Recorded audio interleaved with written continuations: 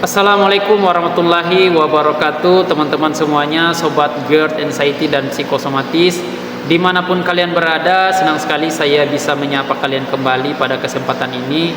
Dan hari ini teman-teman, saya baru bisa upload video lagi karena memang ada banyak pekerjaan ya, sehingga saya tidak bisa membuat video pada beberapa hari. Mungkin sudah sekitar 6 hari ya saya nggak upload, dan ini hari ke-7 kalau nggak salah ya. Jadi saya di video sebelumnya kan bilang akan berusaha untuk bisa upload minimal sekali dalam seminggu, teman-teman. Dan hari ini saya baru selesai kita pada zuhur tadi ya, berjamaah, dan habis itu saya langsung bikin video aja, teman-teman. Ini lagi di masjid juga. Nah, teman-teman, sobat GERD Anxiety dan psikosomatis dimanapun kalian berada, terima kasih kalian yang sudah mendukung channel saya, teman-teman ya. Dan insya Allah kita sedikit lagi akan masuk 1000 subscriber. Sebenarnya niat saya jika saya sudah mendapat 1000 subscriber, itu akan berusaha untuk bisa kita live, teman-teman. Dan ketika kita live di YouTube, teman-teman, itu saya rasa saya bisa menjawab satu persatu pertanyaan-pertanyaan yang muncul ya, dan insya Allah itu bisa lebih detail lagi. Nanti kita coba, teman-teman ya. Jadi teman-teman, bagi kalian yang bertanya ke saya di kolom komentar itu, bukan saya nggak mau menjawab pertanyaan kalian, karena saya memilih pertanyaan yang mana yang harus saya jawab dan mana yang sekiranya itu sebenarnya sudah ada di video-video saya sebelumnya. Jadi tinggal disesuaikan saja sama temanya, karena yang ditanyakan juga, teman-teman, ternyata ada pada isi video yang sudah saya jelaskan. Jadi untuk itu saya harap videonya tidak di skip, dan biar kita bisa juga untuk memahami dengan baik ya, tidak disinformasi terhadap bagaimana cara kita mengatasi asam lambung, GERD, anxiety, dan psikosomatis ini. Hari ini kita akan membahas lagi tentang asam lambung, GERD, anxiety, dan psikosomatis, tapi pada edisi kali ini yaitu tentang pertanyaan teman-teman ya, yang paling sering saya temukan di kolom komentar. Kenapa saya itu masih sering kumat ya, padahal saya sudah 4 tahun, 5 tahun, bahkan ada yang bilang saya sudah 10 tahun masih juga sering kumat. Teman-teman, yang harus kalian ketahui, yang membuat kalian kumat itu tidak hanya satu alasan, teman-teman. Ada banyak sekali alasan, tapi teman-teman, saya di sini berusaha untuk merincikannya ya, membuatnya menjadi 4 kategori atau 4 pola yang jika kalian tidak hiraukan ya, yang jika kalian abaikan keempat pola ini, itu jelas-jelas kalian akan mudah sekali kambuh-kambuhan dan kalian akan lama sembuhnya, teman-teman ya. Jadi yang pertama yang kalian harus lakukan, yang harus kalian perhatikan adalah pola makan, teman-teman. Pola makan itu kenapa penting, teman-teman? Apalagi bagi kalian ya, bagi kalian yang terkena gastritis dan tukak lambung. Jadi ini berlaku bagi kalian yang mempunyai peradangan, teman-teman ya. Jadi kalian wajib sekali menjaga pola makan. Ketika kalian tidak menjaga pola makan kalian, maka justru akan menghambat progres kesembuhan kalian, dan kalian akan lebih bermasalah lagi dengan pencernaan kalian. Jadi lebih lama lagi untuk sembuhnya, teman-teman ya. Dan tentu kalian tidak menginginkan itu terjadi. Nah, ketika kalian menjaga pola makan dengan baik, teman-teman, insya Allah lambung kalian juga akan membaik. Dia luka yang ada di sana, mungkin ada peradangan di sana, dia akan meregenerasi menjadi sel-sel dan jaringan yang baru, sehingganya itu akan cepat membaik, teman-teman ya. Dan insya Allah juga ketika kalian menjaga pola makan, maka produksi asam lambung kalian akan stabil juga, dan tingkat keasamannya juga bisa lebih stabil, seperti itu ya. Yang berikut, yang kedua adalah menjaga pola pikir, teman-teman ya. Ketika kalian menjaga pola pikir kalian ya, kalian jangan stres, jangan banyak yang dipikirkan, jangan berpikir aneh-aneh, yang hal-hal yang negatif. Seperti yang saya katakan di video-video saya sebelumnya, teman-teman, Bapak Ibu, kalian harus berupaya untuk bisa mengendalikan pikiran, mengontrol pikiran kalian ya. Kontrol yang bisa kalian kontrol, dan tidak perlu memikirkan sesuatu yang tidak perlu kalian pikirkan, teman-teman ya. Jadi ada hal yang bisa kalian kontrol, ada yang tidak bisa kalian kontrol, seperti yang sudah saya jelaskan di video saya sebelumnya. Nah, teman-teman, sobat GERD Anxiety, bagaimana caranya agar pikiran kalian itu senantiasa mengarah ke hal-hal yang positif? Jadi teman-teman, yang membuat kalian stres itu kalian hindarin, teman-teman ya. Entah itu lingkungan yang membuat kalian stres, pekerjaan, kalian hindarin, teman-teman ya. kalian berusaha mendapatkan tempat yang membuat kalian nyaman. Jika ada terngiang-ngiang di pikiran kalian masalah-masalah yang berat yang belum selesai, ya kebanyakan orang stres ini teman-teman ada dua ya. Yang pertama itu dia mungkin stresnya karena masa lalu ya teman-teman ya, hal yang telah terjadi. Jadi teman-teman, yang telah terjadi biarlah terjadi, yang telah berlalu biarlah berlalu teman-teman. Dan kalian hidup di hari ini teman-teman ya, hidup di hari ini. Jadi kalian harus berpikir yang rasional, yang realita teman-teman ya. Yang terjadi di hari ini adalah kehidupan yang nyata teman-teman. Bahkan kalian tidak perlu memikirkan apa yang terjadi di hari esok, karena hari ini itu hari milik kita teman-teman. Saat ini adalah saat milik kita, dan setelah ini teman-teman itu bukan milik kita ya, bukan kuasa kita. Jadi kalian tidak perlu memikirkan. Dan jika bukan karena masa lalu juga, kalian mungkin sering khawatir dengan masa depan kalian ya. Nanti saya gimana, nanti 5 tahun ke depan gimana, nanti anak-anak saya ke depan gimana. Teman-teman gak usah mikirin hal-hal yang kayak gitu ya teman-teman ya. Jadi kalian berusaha untuk bisa mendapatkan kebahagiaan, mendapatkan semangat di hari ini teman-teman. Jadi kalian harus hidup pada kenyataan teman-teman ya. Jangan mendahului sesuatu yang tidak perlu kalian dahului teman-teman, yang bukan kuasa kalian ya. Jadi intinya apa yang akan terjadi di hari yang akan datang itu adalah urusan Tuhan. Kalian hanya berikhtiar hari ini saja, yang memberikan yang terbaik untuk hari ini teman-teman. Baik memberikan secara psikis maupun fisik kalian penuhin.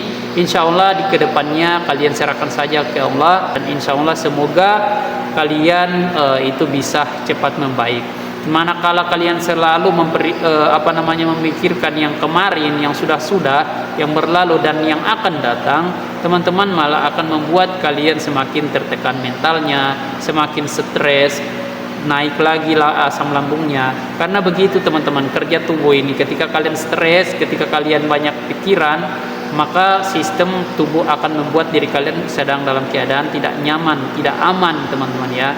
Jadi dia akan mengaktifkan produksi asam lambung dan gas ini meningkat teman-teman, sehingganya kalian kumat lagi teman-teman. Gitu ya konsepnya. Oke, yang berikut, yang ketiga adalah bagaimana kalian menjaga pola hidup kalian. Jadi menjaga pola hidup ini yang saya maksudkan adalah bagaimana kalian menjaga pola tidur kalian, bagaimana kalian bisa berolahraga. Jadi teman-teman sempatkan waktu untuk berolahraga, sempatkan waktu untuk beristirahat ya, karena recovery itu terjadi di waktu malam teman-teman ya. Jadi kalian sebisa mungkin untuk tidur lebih lebih awal ya, jam 9, jam 10 itu sudah tidur ya teman-teman. Jangan begadang, karena ketika kalian begadang teman-teman, maka lambung atau pencernaan kita tidak akan cukup waktunya untuk bisa meregenerasi, atau proses recovery itunya tidak akan berlangsung dengan baik teman-teman. Seperti itu. Jadi kalian berusaha untuk bisa disiplin dengan waktu itu. Dan kalian juga teman-teman ketika mendapatkan waktu tidur yang cukup, kalian tidak akan stres ya. Karena orang stres juga itu salah satunya karena waktu tidurnya kurang teman-teman ya. Jadi pastikan kalian bisa tidur dengan cukup. Yang berikut teman-teman adalah olahraga. Nah olahraga ini teman-teman kalian bisa dalam sehari mungkin 1 jam 2 jam ya, atau mungkin 30 menit. Sempatkanlah teman-teman ya.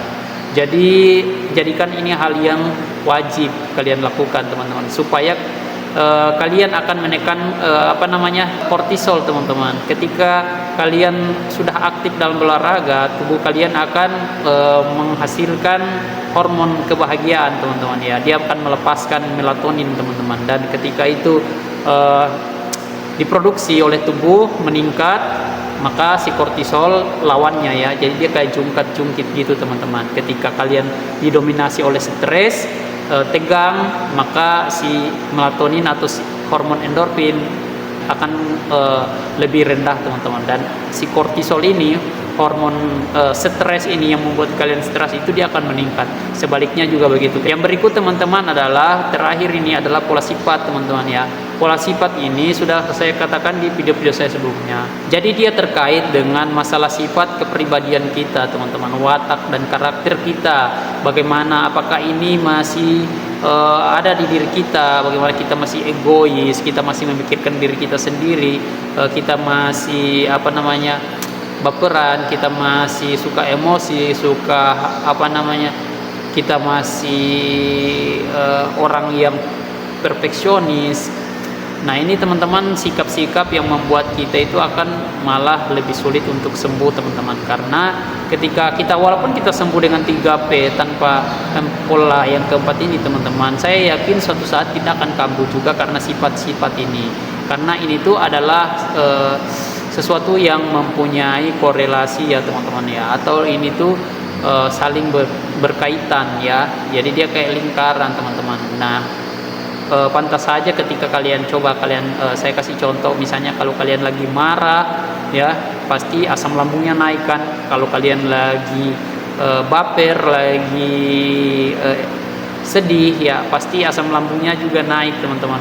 Nah ini tuh teman-teman karena sikap yang dirasa yang membuat tubuh itu merasa dalam keadaan tidak aman, tidak nyaman, dan ya lagi-lagi saya bilang tadi dia sifatnya kayak lingkaran teman-teman, berputar aja di sana dan kalian tidak akan menemukan jalan keluarnya karena kalian tidak memahaminya. Jadi kalian dipermainkan di dua permainan ini, permainan psikis dan fisiknya ini teman-teman. Nah kalian tidak akan dapatkan jalan keluarnya. Tapi ketika kalian sudah memahami konsepnya seperti ini, maka kalian akan bisa mengaturnya teman-teman, mengontrolnya, dan ini akan membuat kalian mendapatkan semangat hidup kembali, rasa bahagia kembali, ceria kembali, bisa bersemangat kembali, beraktivitas kembali ya.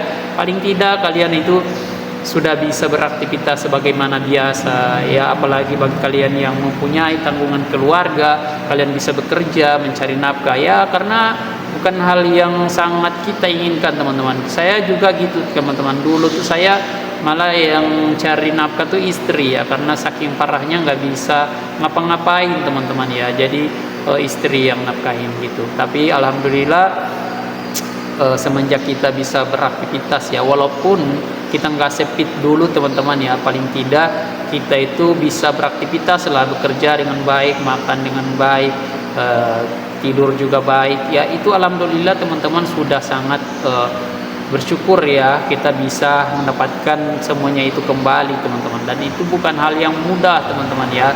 Orang-orang di luar sana itu berlomba-lomba untuk bisa hanya untuk makan aja teman-teman ya, untuk dapat selera makan aja itu orang-orang berlomba-lomba teman-teman, sangat menginginkannya teman-teman. Dan kita yang mempunyai asam lambung, GERD, anxiety, dan psikosomatis ini mempunyai banyak sekali kendala-kendala yang sangat-sangat kita batasin teman-teman ya, dan itu membuat kehidupan kita menjadi sangat tertekan. Nah ketika kita sudah tahu konsep dan ilmunya seperti apa, maka kita bisa lebih lega lagi, lebih ikhlas lagi menerimanya ya teman-teman ya. Jadi kalian harus ya pertama terima aja dulu teman-teman kenyataan ini, terima aja, ikhlasin aja, dan kalian jalani dengan sepenuh hati, jalani dengan sukacita, jalani dengan rasa syukur, dan insya Allah dengan keyakinan kalian bisa sembuh, kalian bisa sembuh teman-teman gitu ya. Jadi jangan kalian ikhlasin tapi kalian nggak ada ikhtiar untuk sembuh, nggak ada semangat untuk sembuh, nah itu salah teman-teman ya. Jadi kalian yakin, ikhlasin aja, dan tapi kalian harus yakin kalian bisa sembuh teman-teman ya, dengan cara-cara yang sudah saya berikan. Insya Allah teman-teman itu semuanya akan baik-baik saja, akan kembali lagi seperti sedia kala teman-teman gitu ya. Jadi kalian itu nggak usah takut, nggak usah panik, nggak usah sering-sering menyalahkan diri ya, karena saya tahu kebiasaan kalian juga itu pasti selalu merasa bersalah ya ke diri kalian ya. Menyalahkan diri itu adalah juga sikap dari orang anxiety psikosomatis. Jadi dia setiap hari menyalahkan dirinya, kenapa dia dulu nggak gini, kenapa dia dulu gitu.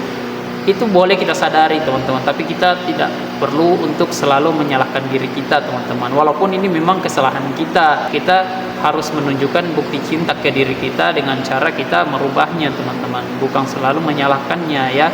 Jadi teman-teman itu bisa lebih mendapatkan semangat kembali, dan insya Allah dengan semangat dan keyakinan yang tinggi teman-teman bisa sehat kembali seperti biasanya. Oke ya. Jadi nggak usah memperbanyak googling, searching, tanya sana sini orang-orang yang nggak tahu apa-apa tentang penyakit ini, malah kalian kena sugesti negatif lagi dari orang-orang itu, dari media-media sumber-sumber yang kalian cari itu, malah men-trigger lagi anxiety sama lambung kalian, dan akhirnya kalian kambuh lagi, kumat-kumat lagi. Ya gitu-gitu aja terus teman-teman. Jadi kalian harus benar-benar bisa percaya ke diri kalian dengan cara menjaga 4 ini supaya kalian nggak kambuh lagi. Nah, bagi kalian yang sudah lama juga ya, 4-5 tahun, 10 tahun, mau sampai kapan teman-teman kalian nggak akan ada perubahan hanya karena kalian itu tidak yakin, tidak percaya, dan terombang-ambing dengan informasi yang datang dari sana sini ya. Kalian yakin aja ke diri kalian teman-teman ya, serahkan semuanya ke Tuhan, kalian hanya berikhtiar semampu kalian gitu teman-teman ya.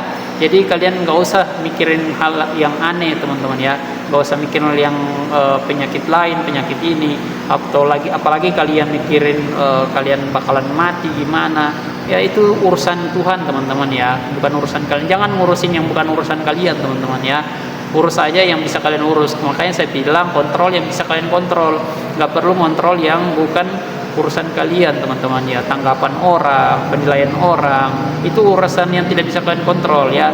Kematian, rezeki, dan lain sebagainya itu bukan yang kalian bisa kendalikan teman-teman. Kalian hanya bisa mengendalikan diri kalian.